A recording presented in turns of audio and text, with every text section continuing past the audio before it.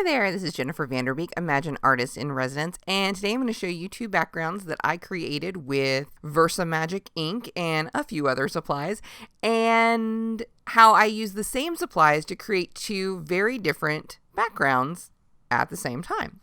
So I'm going to start with my VersaMagic. I've got three different shades in kind of taupes and greens, and they're all very earthy, and they're all going to blend very well, and that may or may not be the best choice, but that's what I went with. And then I added in a little bit of Fireworks and New Sprout, and then really got it nice and loose and liquid with some Ink Potion number 9.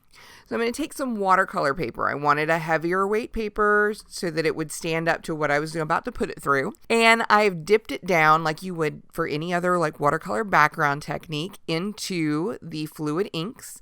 And now I'm going to use my heat tool to kind of move around some of the drippiness and also heat set it so that it will dry and give me those edges. And my first page that I'm working with, a little half sheet of paper here, was a lot heavier than I intended. That's why I say I think I maybe went a little ink potion number 9 happy.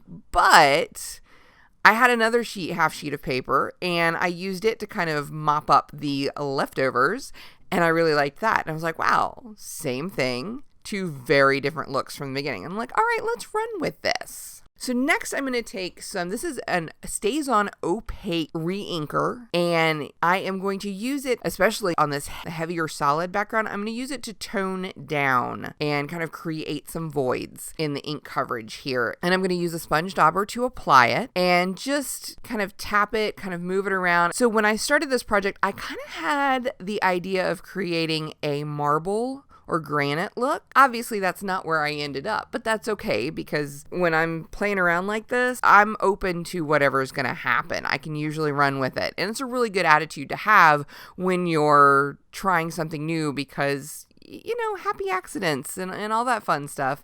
Just kind of see where it takes you. So I've done that on the heavier piece. Now I'm going to do the same on the lighter piece, but it's not going to need as much coaxing, if you will, because there is a fair amount of the background paper showing through. But at the same time, I did want to add some. Now I'm going to use some Memento Looks re-inkers that I'm going to thin just a teensy bit with some of that Ink Potion number 9.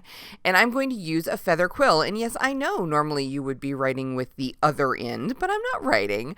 I am dragging the re-inker across the paper. And again, this comes from that original idea I had about doing like the marble or granite. This is a great way to create marble or granite veining. And so I'm still kind of working on that idea. Obviously, you know, we've gone far afield, and I kept adding more veins, more tracks, more lines. And it was about this point that I realized, you know, this is sort of looking a bit like forest camo. So we have this very heavy, solid background that I've created that has like that camouflage look to it, or, you know, a dense forest. And then we have the contrasting background, which same materials, same techniques, just a little bit different.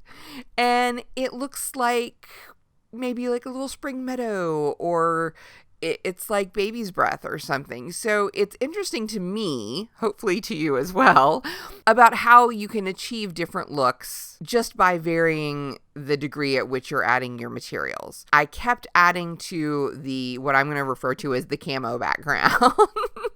I'm just like, all right, in for a penny, in for a pound. And I just kind of kept going. And even though it was nothing like what I had started out thinking I was going to do, I love the way this turned out, and I'm glad that I was videoing it so I could see exactly how I got there. So if I want to recreate this, I can. I'm using a lighter and darker shade of the re-inker to add these lines or veins. And in this case, on this lighter one, I think it kind of looks like twigs, branches, or maybe grasses. We still have a very nature-inspired look, perfect for springtime or any other time. Now, I use these backgrounds to create two very different cards, as you can see. see. For the lighter background, I used some of the fireworks dyed coffee filters and the tiny flower technique that I showed in one of my previous videos to create these dimensional floral stems on this first card. And then I took my camo background and kind of ran with it for a more masculine, or at the very least less frilly card, using a dog or wolf chipboard die cut and decorating it with some memento markers, and matted each with cardstock and some other small embellishments to create two very different card fronts. I hope you've enjoyed this video. Thank you so much for watching. I hope it's given you some good ideas and that you'll consider this next time you're just feeling like trying out some new things and creating some new backgrounds to work with. As always, for more tips and inspiration, please point your browsers to imaginecrafts.com.